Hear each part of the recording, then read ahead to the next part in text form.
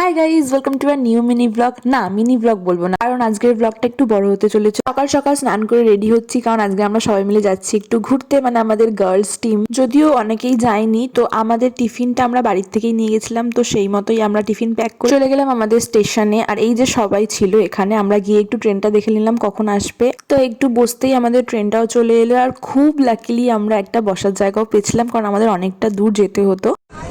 এখানে বস না আমার জায়গায়।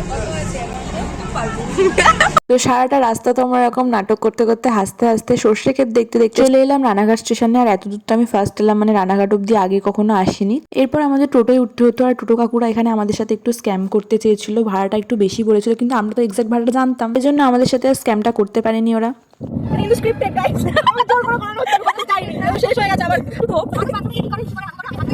এরপর কম্প্যাক্ট মেখে নিজেকে দেখছিল যে কতটা সুন্দর লাগছিল। তারপরে আমরা অনেকটাই কাছাকাছি চলে এসেছি, কারণ আমরা একটু একটু গাছ দেখতে পাচ্ছিলাম ফুলের। আমরা তো বলিনি যে আমরা কোথায় এসেছি, আমরা এসেছি আমরা সেই বিখ্যাত চাপড়া। আমি এই তো ভাইয়ের কি জানো, খিরাইয়ের ভাই, খিরাইয়ের ভাই অ্যাকচুয়ালি। এই জায়গাটা তো এখন খুবই ভাইরাল, তাই আমরা ভাবলাম আমরাও যাই, তো আমরাও চলে এলাম। জায়গাটা তো বেশ ভালোই সুন্দর।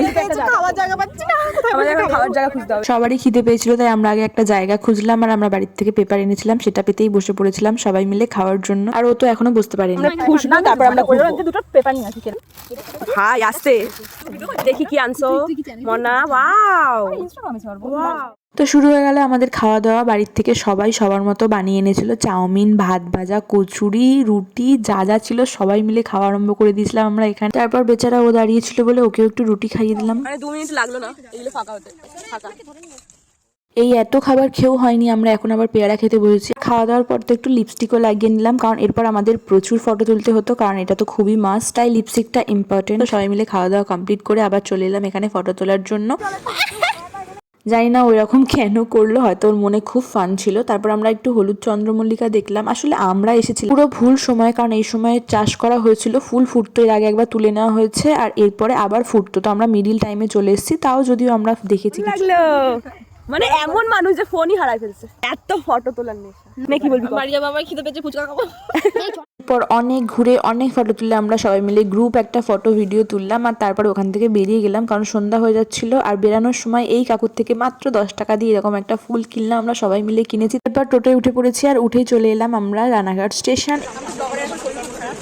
এই ভিড় ট্রেনের মধ্যে আমাদের উঠতে হয়েছিল, আর আমরা লালগোলায় উঠেছিলাম, তাই আমাদের ইচাপুরে দাঁড়াতো না। তো নৈহাটি থেকে আমরা আবার ট্রেন চেঞ্জ করেছি, তো ওখান থেকে ট্রেন চেঞ্জ করে ইচাপুরে নেমে এদেরকে টাটা করে আমরা চলে এলাম বাড়ি। এক্সাক্ট লোকেশন আমি আমার ডেসক্রিপশনে দিয়ে দিচ্ছি। আজকের মতো ভিডিওটা এতটা। ভিডিওটা কেমন লাগলো জানিয়ে, ভালো লাগলে লাইক করো। ওকে, বাই।